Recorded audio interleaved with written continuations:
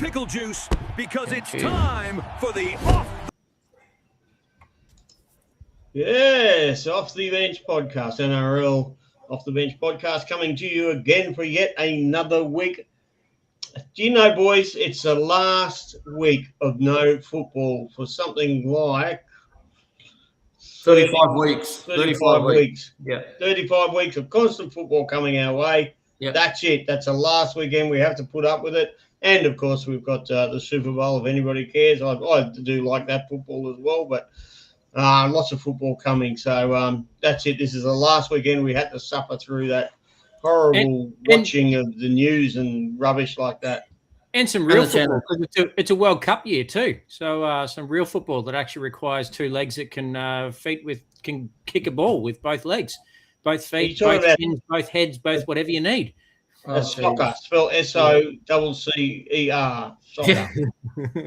Not football. Real football. All right. Good evening. Joined, of course, by Tim, who's interjected with his soccer rant, as he's known to do. And, of course, we've got Ross. How you going there, Ross? Yeah, evening, everybody. It's good to be back again. Short turnaround, obviously. We've got to get these stuck in before the season starts. And I'm off to Melbourne for a few days tomorrow for work. So thought we'd sneak one in tonight as well. And, yeah, and just want to get as much info as we can out there, obviously, as well. You know, I spent about 3 hours today setting up the seeded league, so I hope everyone's in there and joining in. I've tagged everyone and took forever, as I said, but apology if anyone misses out. But, you know, we had to draw the line somewhere. There is a post I've put up there that if anyone missed out and they want to go in, just put your name down there and your team name and stuff, because I'm sure there'll be people who don't join. It's happened before. So if you have missed out, put your name down on the post and we'll see if we can get you in, because, you know, we've got like 160 people, so there's going to be people who don't join. But and then obviously it was nice to receive a nice little package yesterday from Supercoach Championship Rings. Thanks to those guys, legends. We got the ring for the overall winner and the tipping comp, and a bonus ring, which we've got to sort out. It's a Broncos Premiers ring. So we're looking at potentially setting up a league for Broncos supporters only. Have you got it there? Hey? Have you got the ring there? Can we hold it up for the camera? Oh, I'd have to go and get it out of my room. But yeah, I can get it. It's in his undies drawer, no doubt. It's we'll put it this way. I don't have thin fingers, and I can tell you now, even on the fattest finger, it was way too big for me. But yeah, no. So we're going to organise something for that. We want it to go to the right people, and I've got no doubt that, you know, people do the right thing and only join if they are Broncos supporters, because I don't want a Broncos ring. That's for sure. I know Tim's pretty keen on it, but absolutely, yeah. It's no. Thanks again to the guys for Championship Rings. If you're just setting a league and you want to get a prize, they're only about $100, so they're pretty reasonably priced. Supercoach champions.com.au. Go check them out. Championshiprings.com. That's where you got to go to. Championship Rings. Yeah. And of course, if you want to win your Supercoach one, if you're going to win our league, you've got to jump in there. 781518. Is that the? That's the one. And the one. And we're currently sitting at 365 runners, so it's great. We've also got the tipping comp running as well through the app. Go onto the page for the code for that one. There's a ring for that one too. We've only got about 67 in that one at the moment, but yeah, it's good. Some good prizes, and thanks again to the guys for the donation. Really appreciate it. Tell your mates to jump into both the tipping and the Supercoach overall league. There will be some more great prizes. We will have more prizes with that overall league as well to be announced, but just stay tuned on that one. 781518 for those joining us on Spotify and can't see it on the screen. All right, tonight we're going to go through second rowers. Now, just a bit of a disclaimer at the heads up. We're not looking at duels, because we actually looked at duels in front row forwards last week. So if you got, I know you think, oh, why'd you leave him out? Well, we didn't. We did consider it in the last show in the front row forwards. There's a couple like Jack Williams at Parramatta. Carrigan. Yeah, Carrigan is another. There's a couple of nice, juicy duels running around. And, of course, we're all expecting Big Tino to probably get named as a duel. Possibly, there's hints that possibly might happen before the start of the season even. that Sangster might be pulling some strings there and actually doing it before the season kicks off. Yep. So, Ross, who are you looking at with second rowers? Who's your first? So the first one I've got on my list is Cameron Murray, priced at 548,900. Last season was a complete write-off for him. He only managed one game due to injury, played off the bench and played 21 minutes. So it puts him at a big discounted rate. His 2024 season, his PPM was 0.9, was averaging 69 minutes with an average score of 62 and a base of around 55. So as you can see, there's not a lot of attacking stats in there. It's a lot of base. So if he can stay fit, he's in for a big season, in my opinion. I think he's great. It's a great price. And their first buy's in round 4. So obviously, again, people have said to me, how many is too many? I still think you probably don't want to have more than 4 Souths, given they've got such an early buy. I've got him in my team at the moment. I think you could wait and see, and just to see how he goes. Maybe wait a couple of rounds and see if he drops some cash. But interesting, what do you guys think of him? Yeah, he's quite an interesting one. I don't know if you saw that today that I did post up that actually over the last 4 years, his scores have actually been declining every year over the last 4 years. Yeah, I personally, I think you certainly can't own more than 2 South players in the one position. You'd have to have an incredibly strong bench if you're going to cover 2, like, for instance, David Fifita and Cameron Murray. If you're going to cover both of them in 1 week, oh, man, you'd have to be blessed with some massive depth. What do you think? Yeah. Oh, absolutely. Yeah, that's the only thing for me because I'm currently running both. Yeah. So you're then relying on your cheapies or your mid-rangers to really step up and cover for those guys. But look, as Cameron Murray's not a lock for me yet. I can certainly save a lot of money going down to another guy that I'm going to speak about shortly, which I can save about 140K by doing. All right, Davey London's joined us. G'day, Davey. I hope you're surviving the heat. He lives way out the west in the boondocks where it never bloody rains. I think it's over 30 degrees here still. Yeah, I think it said it's been over 40 degrees every day the last few days. Feel for you there, Dave, because I know it's over 35 today here. So and it still feels like it's over 35 just quietly. All right, so Cam Murray, very interesting. But look, he has been in the elite class before. I call elite, by the way, over 70 and above. He's sort of dropped below that. He's into that high 60s averaging over, so we'd have to see if he can pop himself back up into that elite class. He certainly looks like he can. Let's just say if he keeps his body fit, yeah? Yeah, absolutely. And that's the biggest thing with Cam Murray, isn't it? Over the last couple of seasons, he's just missed a bit of footy. If you can get anywhere back near his best, he's absolutely a buy, especially at 610K. 610, I think. No, less than that. It's 548. I was going to say 550 or something. Yeah. The only thing is he's on that right side too, so he's not obviously on that lethal left side where Fafita's going to be. But look, there'll still be plenty of ball go that way too. But yeah. Well, we might as well. It's a nice segue. We'll get into David Fifita. He's priced at a price that we've never seen him really be at before, 485K. Obviously, most super coaches know this. He's got a base of 30 and an average of 50. That means 20 points come into attack. Right, that's huge. That means on a bad week, he can give you 30 and that's it. So he can give you 20 or 30 because that's all his base is going to ship out. Everything for him, all the juicy stuff comes in his attack, his tackle bust and scoring tries. So the big question is, A, can Uncle Wayne bring that out in him? Or B, can he actually increase the base? That is his workload. Like a small base like that also tells you, man, you're a bit lazy on it. He's got a wonderful PPM, but again, that PPM's all on the back of some attack. Now, like I said, I don't personally think you can have 2 of them. So who do you go with? Do you go Murray or Fifita? Timmy, what are your thoughts? Yeah, look, at the moment, I've got both. I think it's going to come down to trials form, isn't it? If they both get minutes in trials, whether or not Fafita actually gets the minutes and whether he gets the attack. And then I think for Cam Murray, is he back to being the tackle bot that he was, getting 50-odd points and then the odd bit of attack in there as well? Look, I think a lot of it's going to come down to trial form, but at the moment I've got both. I've got Latrell Mitchell in there as well, so I'm absolutely going to need some depth with some early buys for the Bunnies. G'day, a big g'day to all the people that are joining us. Joey, Davey, hang on. Before we go any further, I must say, you ready to sing, boys? We're going to sing Happy Birthday to Joey. You ready? 1, 2, 3. Happy birthday to you. Happy birthday to you. Joey. Happy birthday.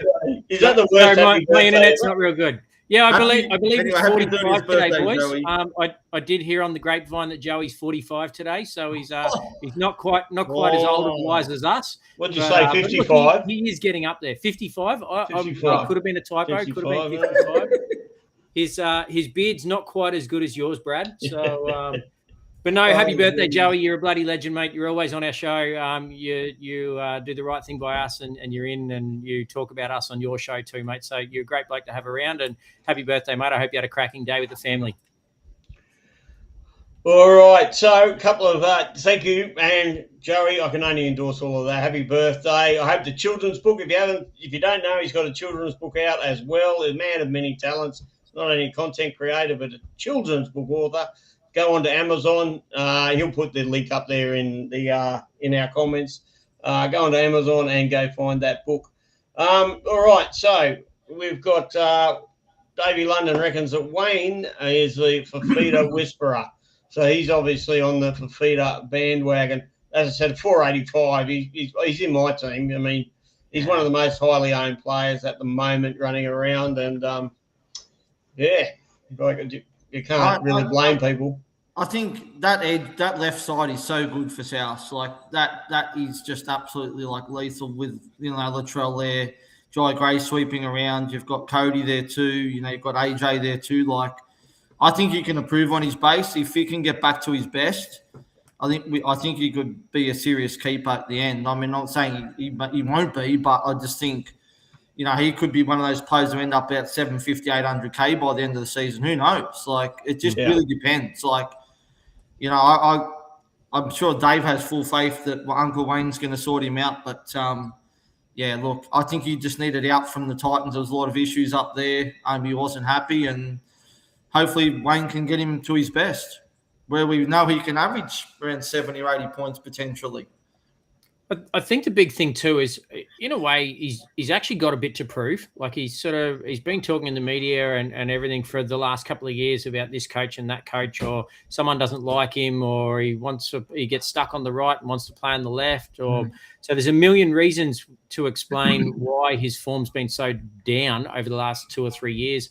So I guess it's time to put up and shut up or something, I guess you'd say. So, it's going to be really interesting. I hope he gets back to his best. The best footy he played was when he left the Broncos and first started playing at down there at the Titans. So, look, hats off to him. I hope he gets there, and great buy for the Bunnies. Yeah, no, certainly is. All right, so next one we're going to quickly look at. We might as well start right at the top of the tree here. Oops, he's not the one. We'll talk about him a bit later.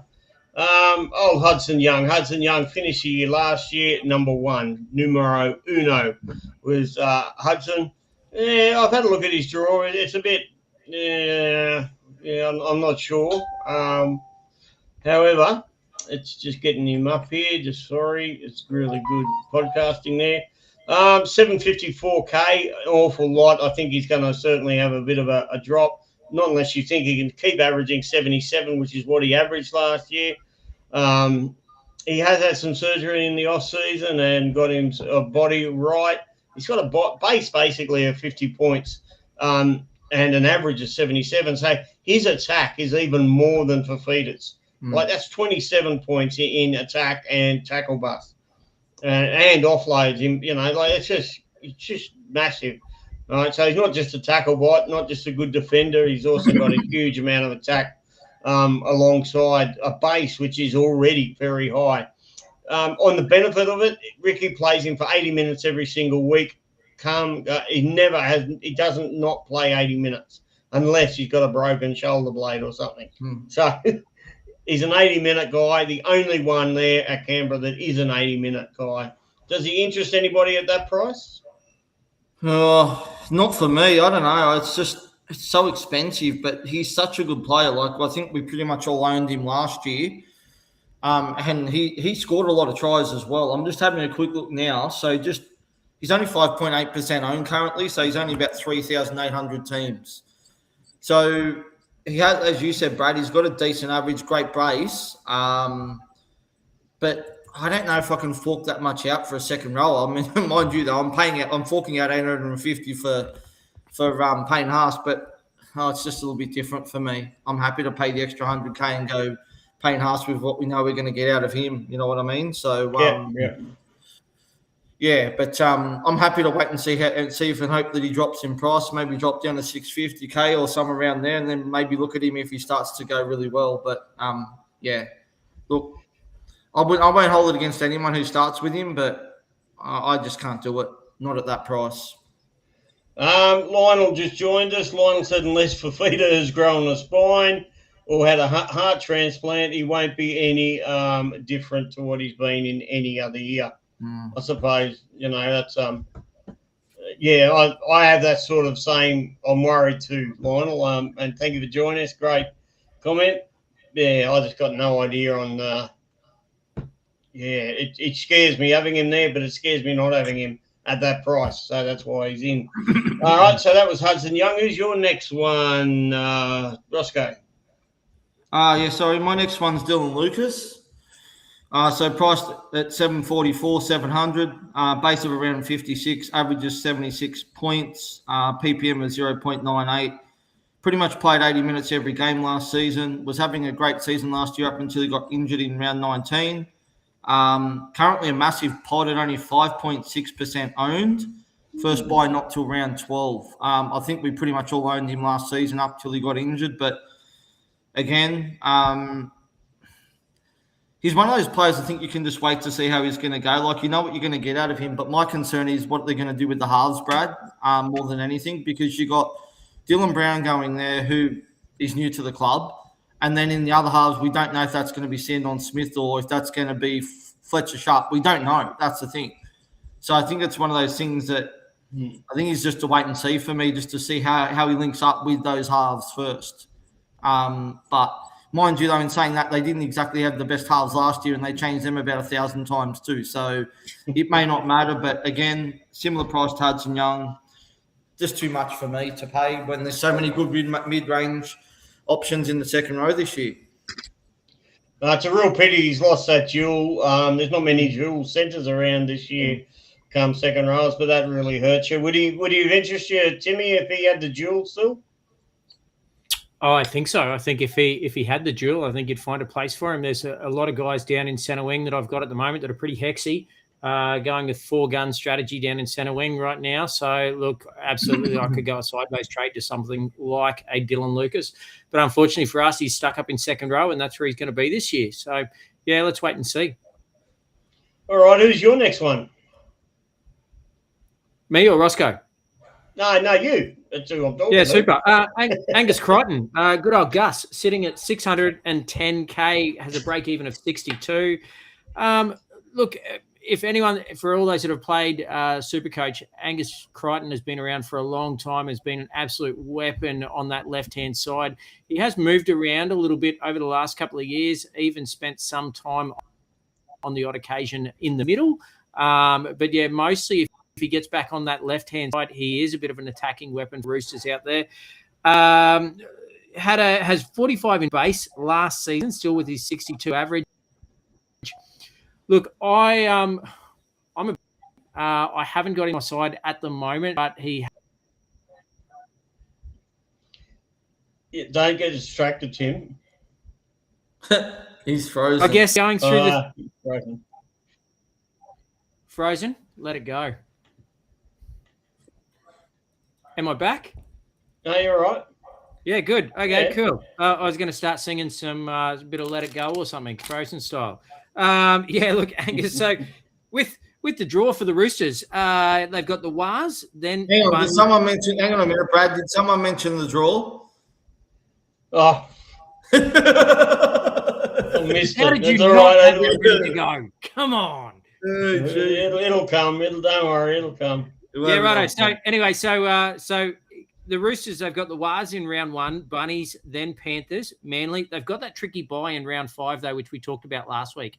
So I think when you're looking at some of the Roosters' assets, and let's be honest, the whole idea of Supercoach is to try as make as much money as quickly as you possibly can in those early rounds. The fact that they've got a bye in round 5 scares me off a little bit. But yeah, the bye in round 5 and then goes into Sharks in round 6. So a bit of a tricky draw with essentially teams that should be in and around the 8 for the first 6 rounds. So yeah, look, I don't know. Like I said, I haven't got him at the moment, but he's not far out of my team.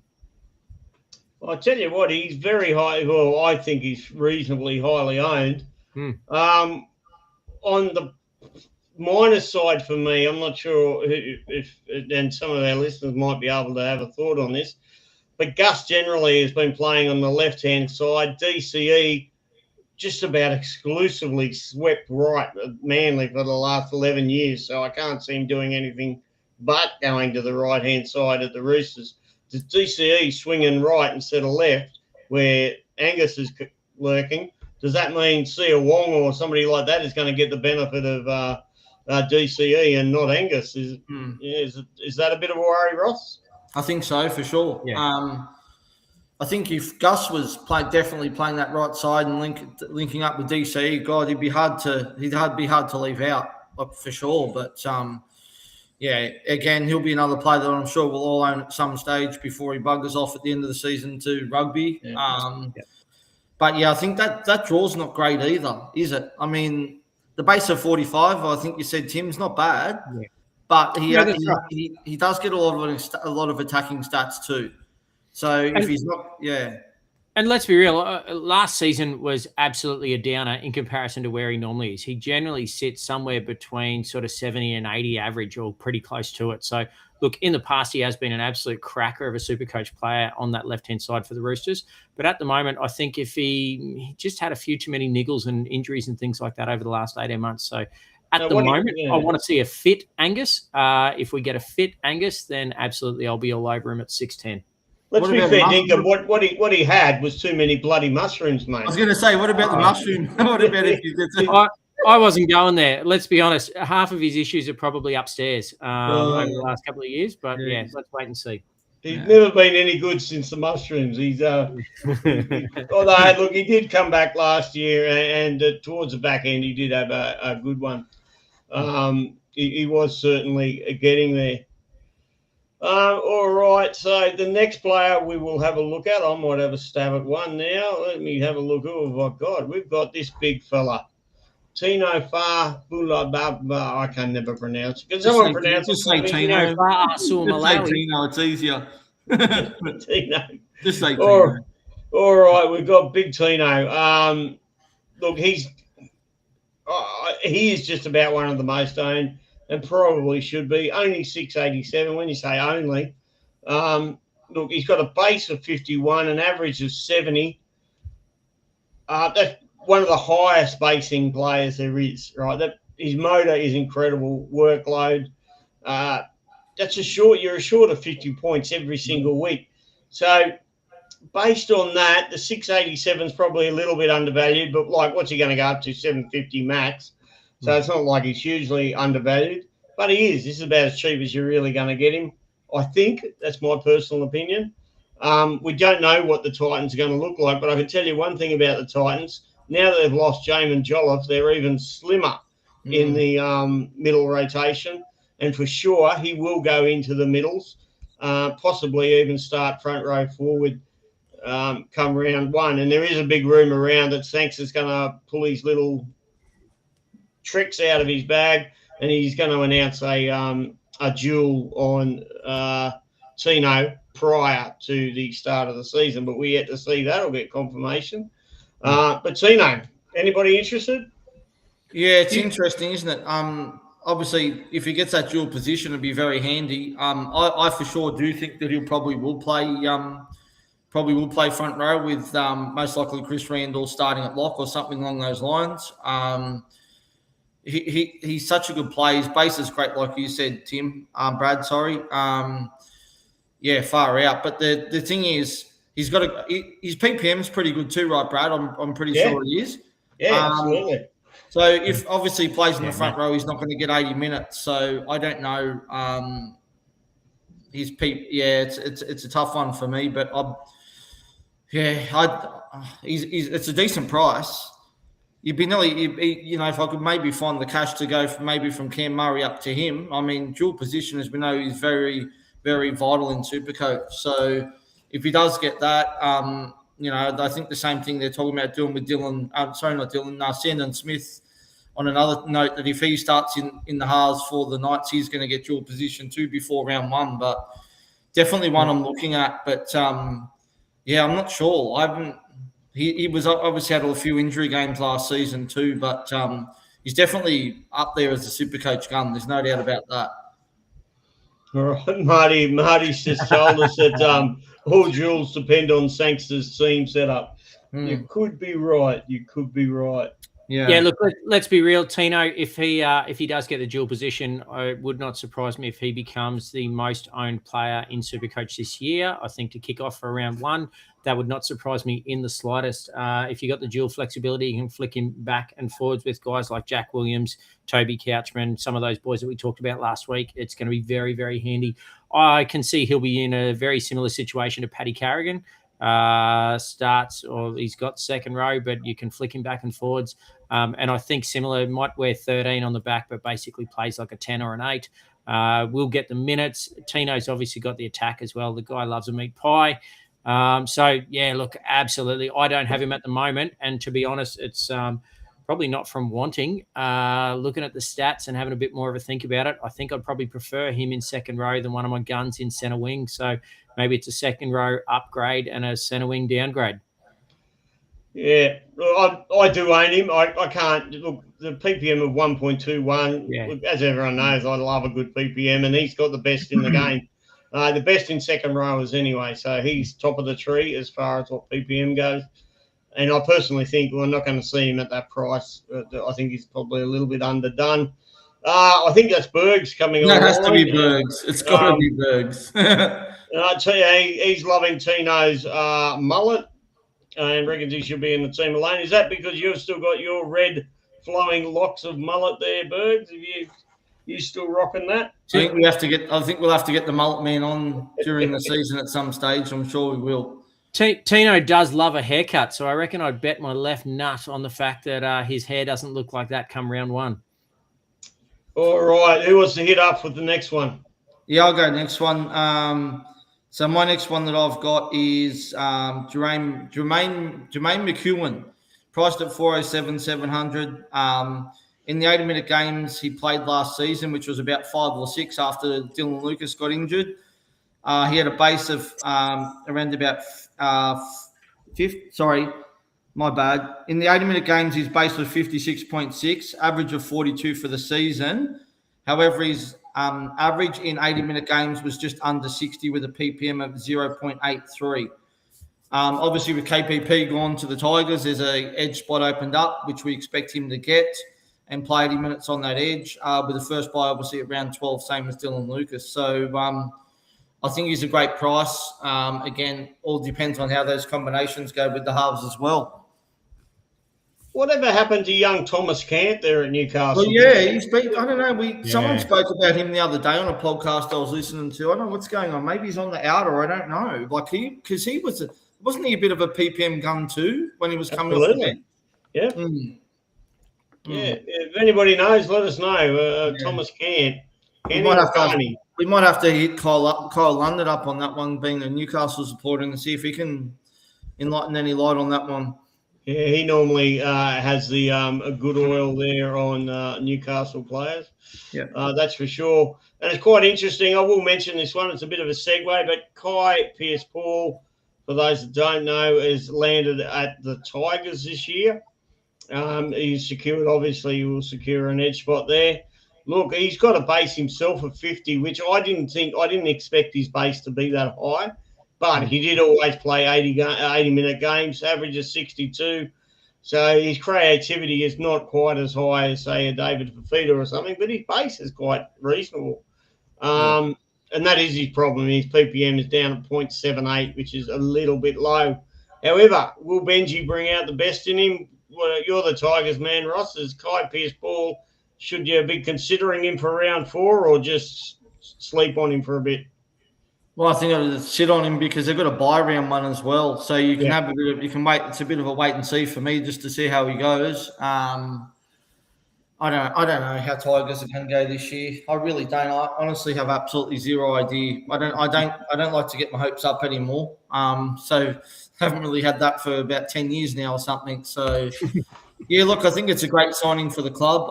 I just hope that he can get out there and Luai and that can give him some decent ball in the halves. And I think he's a wait and see for me just to see how he goes. Yeah. Yeah. All right, Timmy, who have you got? Have you got any more to go?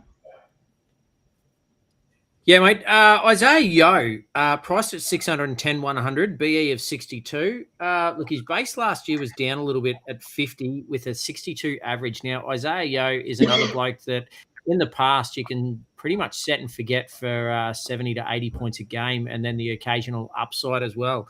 Whereas last season was certainly down. So if you think Isaiah Yeo can get back and maybe that's part of the Panthers getting back to their best and settling down a little bit, look, I think you can go worse than him.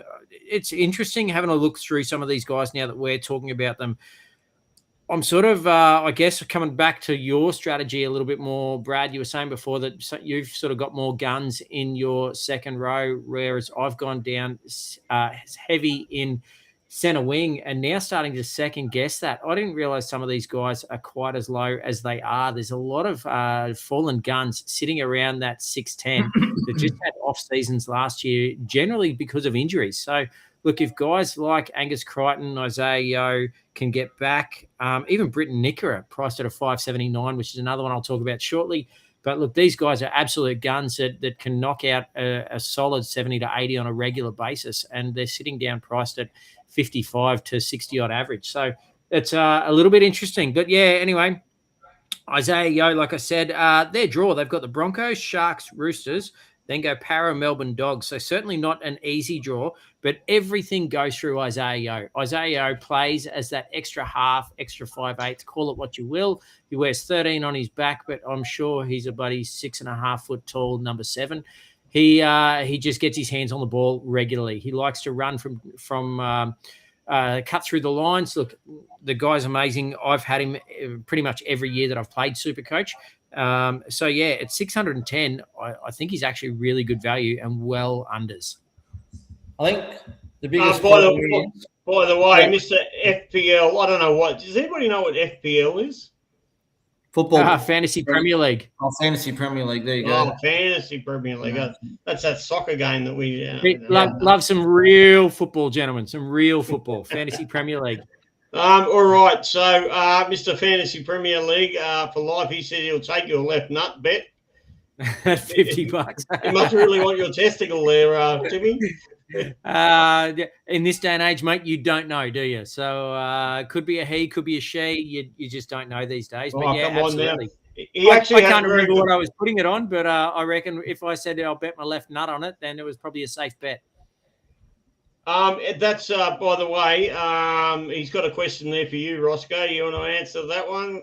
Yeah, well, I believe that there's going to be another look at DPPs at the start of the season. As I said, Tino, if he plays front row, he'll get dual. Shannon Smith, if he plays in the halves, he'll get dual because I believe at the moment he's only listed at hooker. So there will be another preview done at the start of the season. So yeah, keep your eye out for that one. Tom has come out and said that it will happen. My thought on Isaiah Yeo is, I don't know. I know we talk about the draw a lot, but I believe the Panthers have got the worst draw out of any team in the whole of the competition this year. It is absolutely terrible. Like the draw is so bad that, yeah. Here we go. Did I hear someone mention the draw? It only took how long to get him up? I actually think with the draw that they've got to start the season, he could actually be cheaper.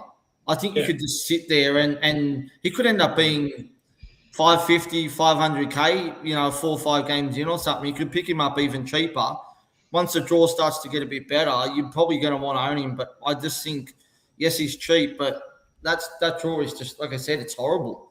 I can't start him. No, not for me. All right. So, Timmy, who have you got? You got another one? I think the best part about Isaiah Yeo, though, is he's pretty much fixture-proof. So I don't think it really matters who they actually play against. I'm just having a look here. Somebody has just popped in with a question, so I'm just getting a bit of info. Who have you got left, Ross? My last one's Hamish Stewart. Priced at 402K with a base of 44. He averaged 41 minutes last season. 41 points. I'm going to start again. His base was 44. He averaged about 41 points with minutes of 38 with a PPM of 1.1. So his PPM was pretty good. I expect his minutes to increase this season with Jack DeBellin gone and a few other, fighting injuries to some of their forwards like the Couchman brothers. He's well worth a look at that price, in my opinion. First buys in round 9. I currently have him in my team at the moment, but he's a bit of a watch. But yeah, I think it's a good price for him. Should hopefully see a decent increase in minutes. Yeah, he's interesting, isn't he? He's I actually thought he actually played a big chunk of the season. I thought he was out for a while with an injury, or was that another St George player that got injured? No, it would have been probably maybe the Couchman brother or someone else. But I had a look. I was looking at NRL Supercoach stats, and he did play pretty much nearly every game. But I don't know if he started any of them. But yeah, he was averaging about 38 minutes per game or something. He did play. He played twice. He played over 60 minutes. So yeah, we don't have a real big sample size there with only 2 games over 60 minutes. But in those 2 games, he did get over 60 points. So he did run quite a good PPM and carried it through in those 2 games. So that suggests to me he does have a pretty good player. So I think it might be on the money there. Not too bad. Not too bad. All right, now we just had a question there from we got a question here from Chris. Good day, Chris. I'm not going to pronounce it anyway. No, don't. Anyway, good day, Chris. Thanks for tuning in, man. Really good question here. Any love for Aaron Clark this year? I'm only just starting to have a look at his stats now. I actually breezed past him, so no, earlier I didn't. But I probably should have. He's got a base of 58, that actually puts him at about the highest there is. That's huge. That's massive, particularly when his average is only 69. So that means he's only making 11 points on top of his base. So not a real big try scorer, not a real big offloader. So he's more of a run straight at the line and keep running at the line and keep doing it over and over again and chewing through some meters and tackle your ass off sort of a guy. So, wow. Yeah, I might have to have a bit of a longer look at him there. As I said, everyone, that's a huge base there. Is it 53? I don't have my glasses on, so sorry. But even 53 as a base is quite massive. I think I only owned him at the back end of last season because I just thought to myself, he can't keep going. We all said at the start of the season, he'll never, ever be Supercoach relevant. Never was at any club that he went to. And then just came out and proved the strong. And I know Chris owned him for most of the season. And shout out good day to Chris, who's a mad Bulldog supporter. He's also heading over to Vegas this year as well to go watch the Vegas games. So, he's definitely one to keep an eye on. That's for sure. What price is he? I'm guessing he's not cheap, right? Yeah. No, well, Aaron, no, he's not. He's right at the top. He's right at the top end of the spectrum there. Yeah, where is he coming in at? He's definitely in top 10. He's ranked number 6 in Supercoach at 671,000. Not cheap at all. But I didn't realise his PPM was so high and his base was so high. I mean, 1.19 PPM, that's right up there with a couple of the elite. 69, he's knocking on the door of that 70 points that I like to see. But it's from only 58 minutes. Like, only averages 58 minutes, so he must pack a lot in when he's on the field. Wow, that's really interesting, Chris. That's really interesting. Yeah, didn't I say 670? Correct me if I'm wrong. He actually had the front row forward, second row forward duel last year. I think he was one of the guys that you could flick back and forwards. I think he was, yeah. Yeah. So it's probably the only reason why he wasn't on my radar. But yeah, absolutely. I've got no doubt that he'll be in my side at some stage this season. Just probably not at the start at 671, 6'7". Jesus, Timmy, you're going to grab everyone. You're going to get everyone at this rate. Oh, as you boys know, it's the guns that you always find way to get back in. You've just got to wait for the juicy cows to make some money first, and hopefully some of the guns fall a little. All right, Marty has said, just glance at the post from Sangster for Titans. Josh Patson confirmed as a cheapie, plus potential dual positioning for Tino and Chris Randall looking to play lock. Yeah, he could. Yeah, he could be an interesting one, Chris Randall. I'm staying away. I've got a few others at the Titans I'm looking at, but he probably isn't one of them at the very moment. All right, so who do we have to go? Who have we got to go? Anybody want us to talk about any other ones? You two let us know. Bergs was. Yep. Sorry, Brad. Did you want my next one? Yeah, if you want. Yeah. So, Britton Nickera was the one that I brought up before that I've got on my list also, priced at a 579K, base of 39, so a 57 average last year, PPM of 0.778 last year, which from memory was down substantially from previous season. Generally, or used to be an 80-minute guy, but just wasn't getting the time. He got an injury, picked up an injury at the start of last season, and then actually really struggled to get back in the team. So they started playing him off the bench, a lot of 45, 50-minute sort of stints and things like that. I think surely goes back to the status quo and he ends up starting on that right-hand side second row forward spot. So if he gets that back, I'm absolutely all over him at 579. One of these guys that can average between 70 to 80 throughout the season. So yeah, look, he's absolutely on my radar, not in my side right now, but I think straight after the show he will be.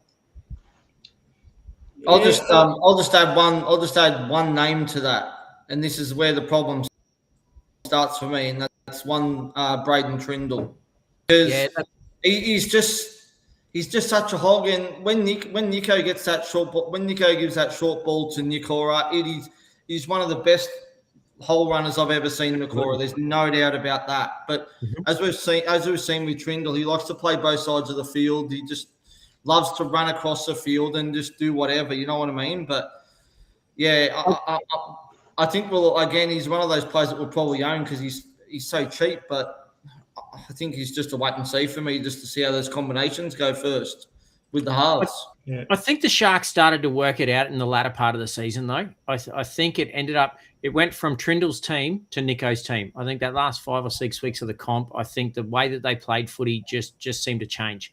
So I think guys like Nico, Teague Wilton, I think started playing better in the latter part of the season. Yeah, look, I don't know. I think that they will start to sort it out. I think it's going to go back to being Nico's team and not Trindle's. And I think guys like Nickera are just absolutely going to benefit from that. I just had a look, Tim. I'm not putting a dampener on you, but he started every game and played 80 minutes. I think it was Teague Wilton. I think Teague Wilton was. He didn't go to the bench, mate. Yeah, I've got him right in front of me. Yeah, I think 80 minutes. Hang on, I think you got him confused with Teague Wilton. I think he was the one who got injured during the season, not Nikora. He's got one game where he played 13 minutes. That was an injury-affected game. And he's got another game where he played 77 minutes. Yeah. Apart from that, every game is 80 minutes. Yeah, have a every look. game. Have a look. I think it was Teague Wilton was the one who got injured, not Nakora. But anyway, all right. Yeah. He still is, mate. He's one that relies a lot on attack. He's he's one of those attacking forwards. You know, his base is not going to carry him through. He needs tries and offloads and things like that to get him going. Now, towards the cheapy end now, might as well have a look at this bloke. Lika Halasima. I didn't really consider him much until we were having a bit of a group discussion the other day. And then I went and had a look at some of his stats, and I was very impressed. I do believe that both of you two boys have got him, haven't you? Yeah, I've got Leka record in my team for sure. I mean, it'd be brilliant if he played 80 minutes. That'd be fantastic. But I just think even if he plays 60 minutes, he's got such good attack in him that I think he can still do a job and make plenty of money. But as I said, I obviously prefer him to play 80, but at 500K, which I think is this season, he's starting. Yep. I think he's a great pickup, and I don't think he's very highly owned either. 503K, base of 35, average of 52 last year, which is a nice average considering his minutes. And a 0.93 ppm, which isn't nothing to sneeze at. He certainly is in my team at the moment. He's very young, so they were trying to ease him through last year. I think last year was more of a, look, this is what the NRL is all about. Yeah. And I think this year could be a little bit more of a serious go for the young fella. Now, another cheapie that just about everybody has in their team, we might as well mention him. We'll mention him. I'm just trying to pronounce his name. Does anybody want to help me pronounce his name? No, Lasati. I know that's his last name, I think, isn't it? Atavalu Lasati. That'll do, Brad. Good effort. It's just like I've done well for us. It's just like us trying to pronounce his last name. Yeah. Yes. Now, 269K, so he's dirt cheap. The word coming out of Melbourne is very strong about him. And you just have to look there to see that that's him at training. That only this week, actually, that shot was taken. He's a big lump of a lad. Young, up and coming. And there's a vacant edge spot there, of course, with Eli Katoa out. And we do send all our best to Eli. We hope that he's recovering well. A base of 26, however, and this is how you got to read base stats. Don't get too, he's got a base of 50. That's fantastic. He's only got a base of 20. That's shit. You've got to compare based to how many minutes a player plays or what their average is, right? Yeah. So he's got a base of 26 and an average of 28. That's enormous. That is huge. So, yeah, most of his work when he was coming onto the field was all just about in base, tackling, running, etc., etc. A PPM of 0.89, so 0.9 basically. That's nothing to really sneeze at as well. If he gets an edge spot, I'm actually probably even whacking the reserve band on him. That's how keen I think I've heard some of the rumours down there. Have you all got him, boys? Yeah, I've got him in my team, but I'm only keen on starting him in my team if he's going to play on the edge. If he's not named to start on the edge, or if he's named to start at lock, I probably won't start him. But yeah, definitely going to stay in my team if he's named on that edge. But obviously, I don't know if anyone else is concerned about his job security or anything like that, because if he doesn't do too well the first couple of games, he might be chopped and changed and moved around. But yeah, I think if he's starting on that edge, as I said, I think you have to have him, really. Yeah. What do you reckon, Timmy? You've got him, have you? Yeah, mate, absolutely. It was the first cheapie that I chased once the news started coming out about, poor old Eli Katoa. So, look, absolutely, this guy is supposed to be a thing of the future for the Melbourne Storm, and, yeah, absolutely all over him.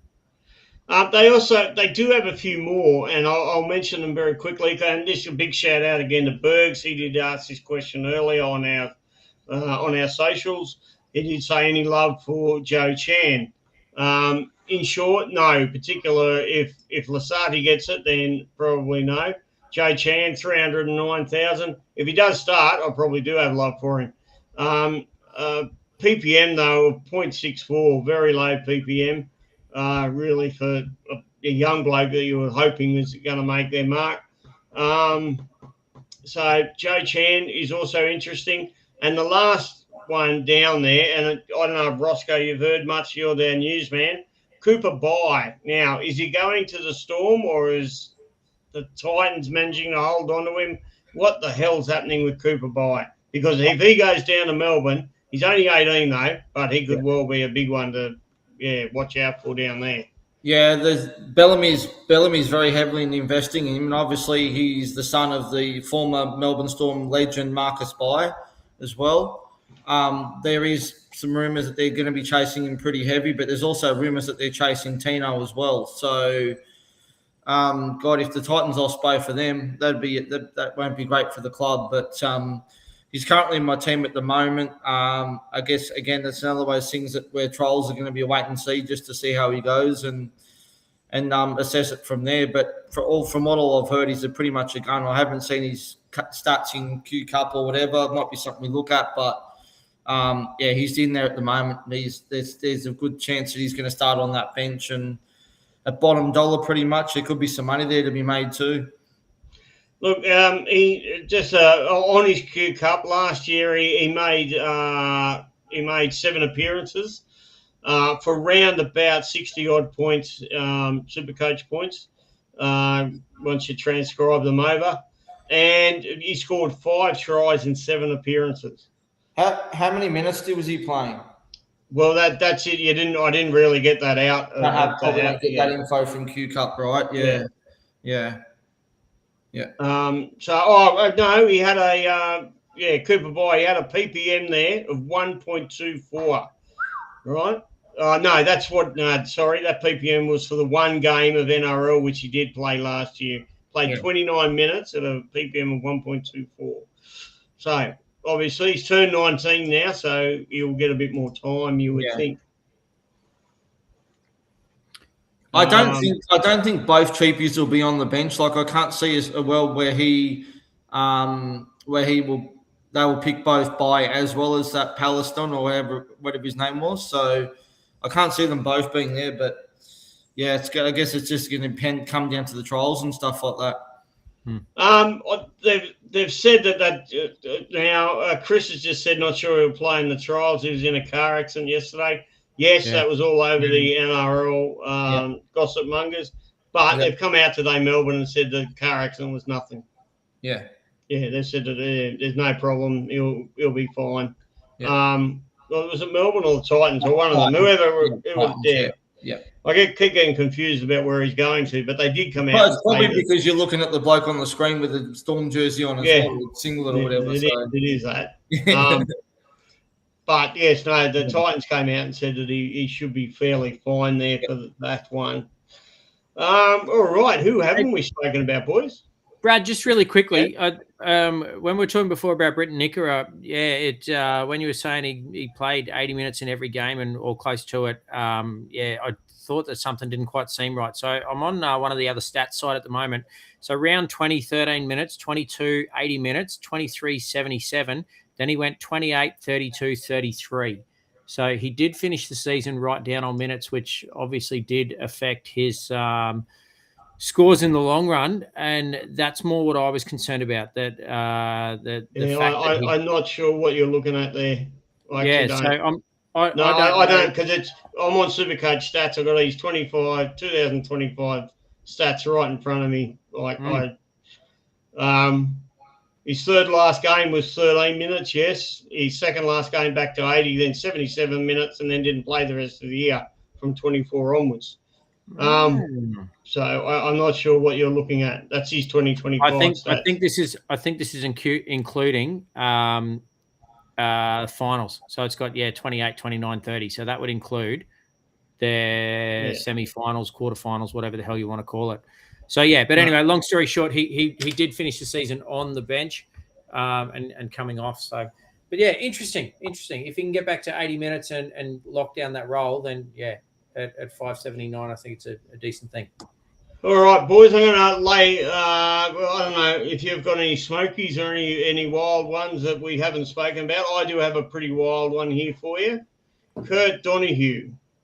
Kurt Donahue. We haven't spoken about any second rower yet tonight at the poor old Dolphins. They've actually, a lot of pundits are expecting Dolphins not to go that well this year. But Kurt Donahue, 497,000, base of 40, average of 51, so a very high base, 0.83 ppm, so, quite good there as well.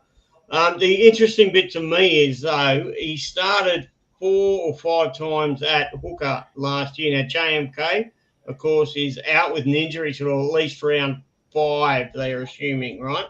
Which is when the Dolphins actually have their bye, coincidentally.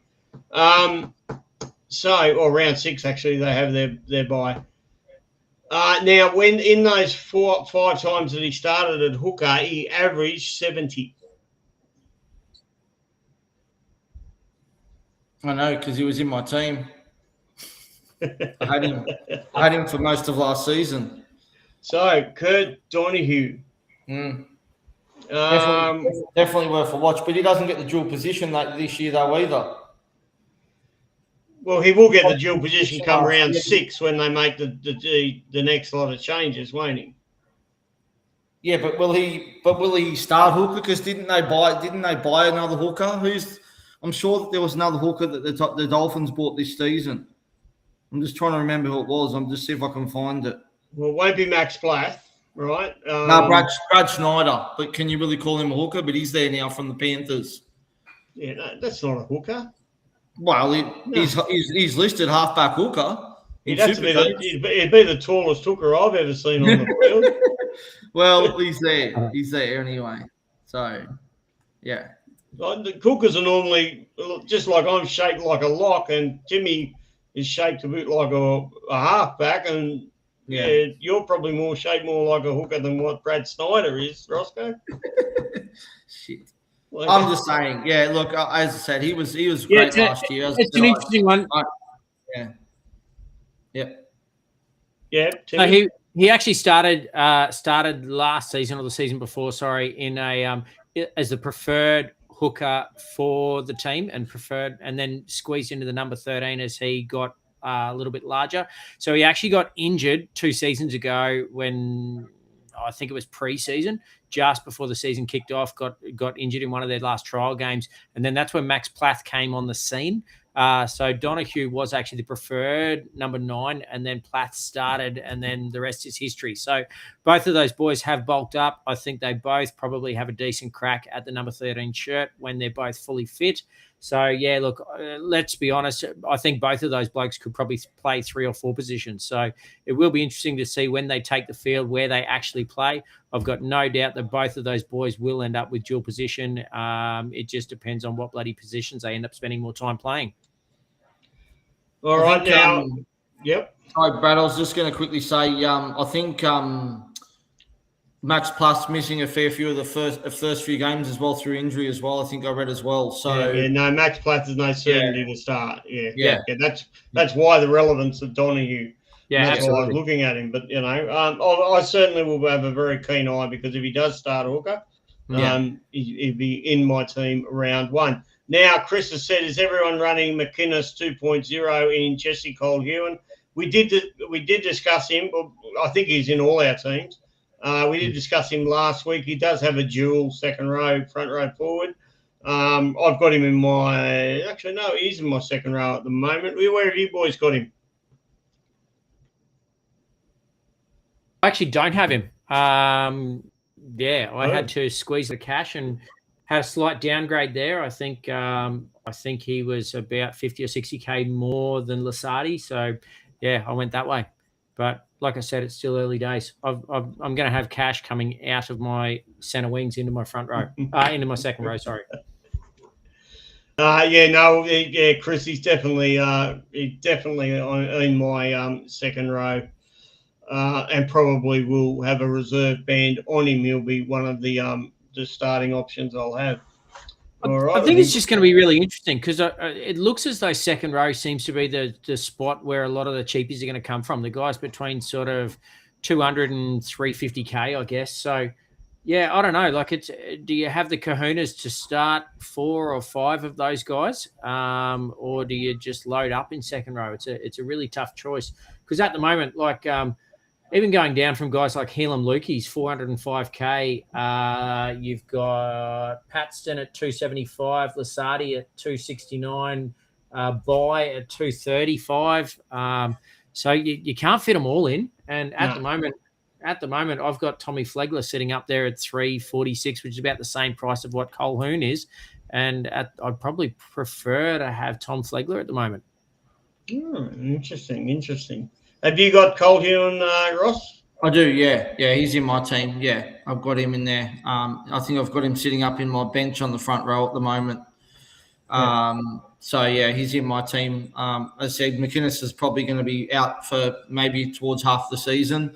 And then could get eased back in as well, which is good for Colquhoun. So even if McInnes comes back in, and then starts off the bench a couple of games and then starts playing at lock, by then we should have made enough cash to upgrade Colquhoun to hopefully a decent gun or someone else instead. So, yeah, I think everyone should pretty much nearly own him, as we spoke about him the other day on the front row forwards. Yeah. Now, I think Davey's asking about Lukey. I guess that's Helam Lukey. Look, he's a front row, second row duel. He is reasonably interesting because there's absolutely no forwards at the poor old Cowboys this year. Cohen Hess as well is also an option as well. Yeah, I just think there's too many offerings out there. I'm not going to go look at his stats, but there's too many other options out there for me around his price. Have you boys had a look at him at all? Well, I haven't, but I know he's actually only second row forward, by the way. He's not dual. He is the same price as pretty much the same price as McEwen. So I think if you're looking between those two, I'd definitely go on McEwen instead. Cowboys do have a good draw to start the season. Yeah, right. I won't lie about that, but he's been a bit injury prone too, hasn't he? I'm sure he has. Missed a lot of games with injury. Absolutely, he has. But if you have a look at the games where he plays 80 minutes, he actually scores really well. If he can stay on the park, he's absolutely worth a punt. Priced at 404K. Cowboys go Newcastle, Tigers, Gold Coast, Storm, St. George, Broncos. I've got him in my side at the moment, and I'm pretty happy just to leave him there and see how he goes. If he gets through, the Cowboys are going to have 3 trials. If he gets through those 3 trials and plays, Timmy, your internet's fading, or is it my internet? No, it's him. All right. No, I think it is mine. Yeah. Helam Lukey. I hope some of that came through. Yeah, it did. No, it did. No, I got most of it. I really don't. Yeah, I've never really considered him. I have to be honest. Too many other options for me to look at. Too many other runs around about that price. And the Cowboys, man, they're going to get absolutely belted, I fear, this season. Oh, it's not looking too pretty for them. I wouldn't mind betting that wooden spooners just about. I know, Tim, they're a Queensland team, and Queensland teams don't get wooden spoons, but this might be a year for it.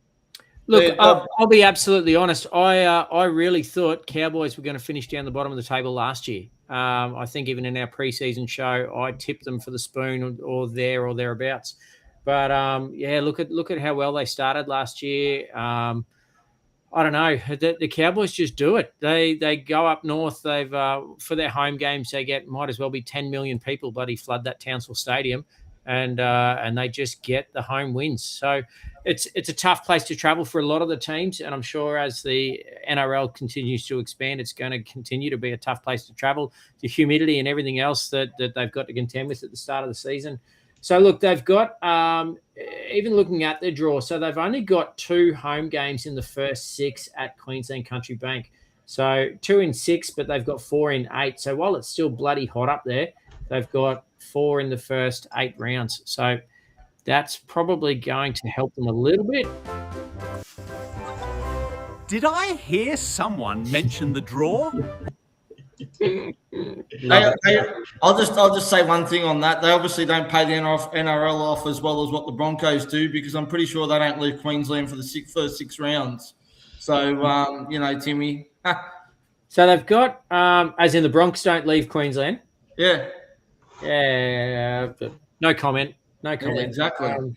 Sorry. Broncos, they're awesome. Broncos. All right, a quick last question. Might not be the last one. There might be more coming through, but we're just about to wrap it up. Yeah. Thoughts on Strange on the right, boys? I suppose who are we talking about here? I'd say he's talking about Ethan Strange. Let's just FPL dash for life. His next podcast we're doing will be on halves and 5/8s, which will probably be potentially next Sunday, possibly.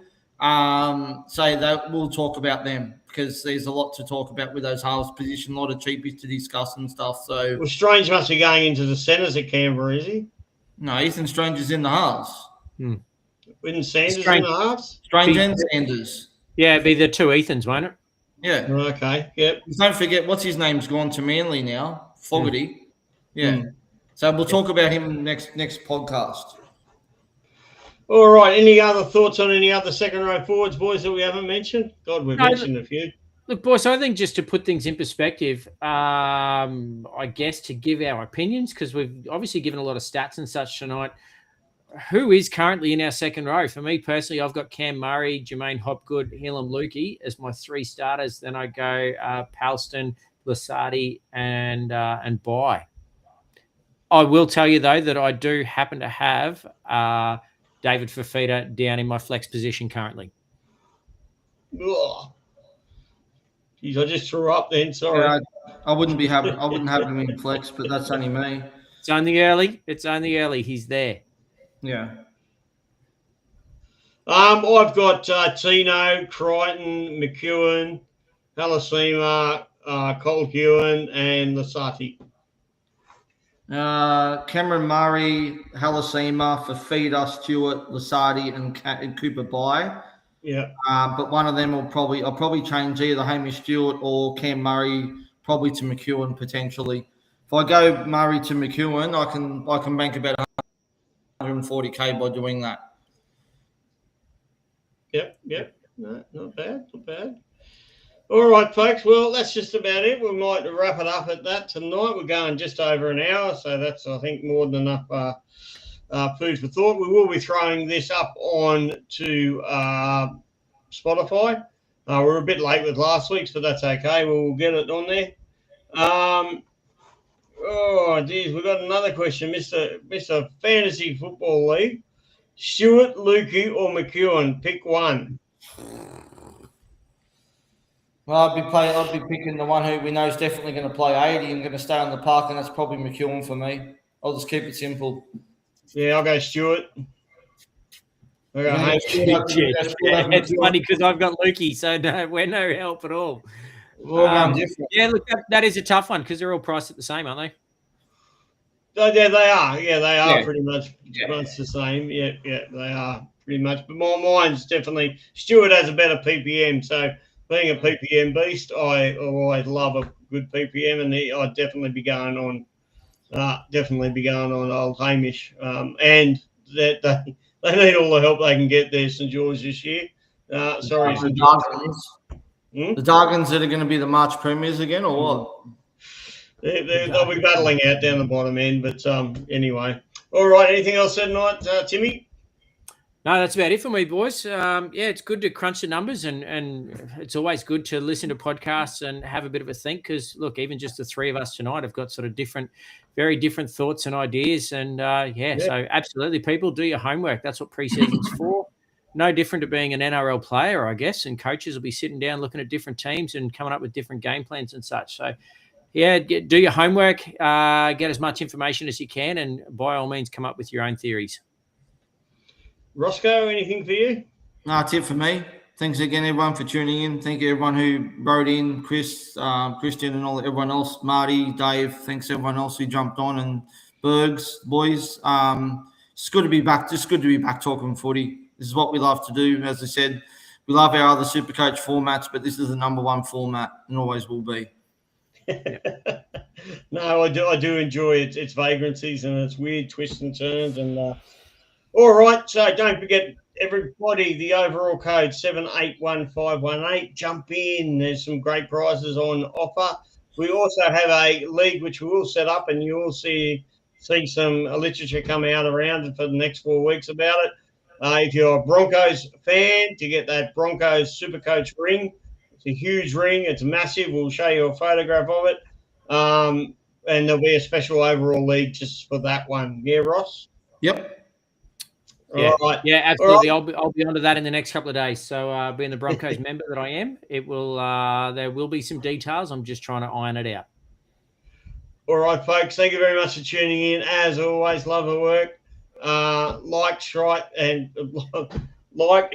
and subscribe. Share it around to your mates. Tell them that I can't speak at all. Like and stuff. Yeah, no good. Tripping over my words, but no, share it around to everybody. Tell them don't forget, we are free. We don't charge anything. We don't have a platform behind us or a paywall. So all the information we give just for the sake of other super coaches and wanting to help out everybody. Till next week, when we do our halves. Stay safe and Rage, trade your ass off because they don't cost anything trades at the moment. Stay safe, be good.